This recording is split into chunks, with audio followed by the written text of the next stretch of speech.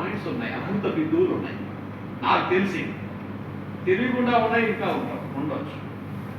800 బిందువులు ఉన్నాయి. ఈ 800 బిందువుల్ని వాడుకోవటానికి గాను మన పూర్వీకులు ఏం చేశారంటే ఆభరణాలు డిజైన్ చేశారు. ఆభరణాలు అనేది అలంకారం కాదు, శక్తివంతంగా ఉండటం కోసమే. ఆఖరికి రాముడికి కృష్ణుడికి విగ్రహాలు కూడా పెట్టేస్తున్నారు. మనవాడు ప్రాణ ప్రతిష్ఠ చేస్తా ఉన్నారు, అవునా కదా?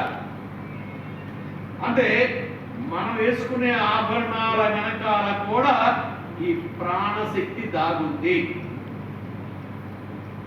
ఇదే గొలుసేస్తే ఇది గ్యారెంటీ. ఎందుకని? అది అటు ఇటు తిరుగుతూ ఉంటే ఈ నాడీ కేంద్రం చైతన్యవంతమై ప్రాణశక్తి తగ్గకుండా చూసుకుంటుంది.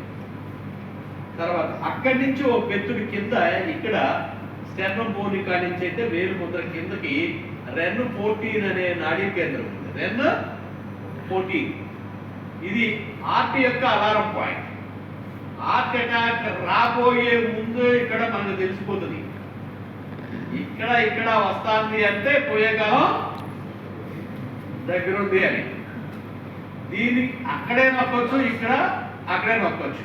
అయితే ఇక్కడ మీకు చూడండి, ఈ మధ్య వాళ్ళు కొంతమంది తయారయ్యారు.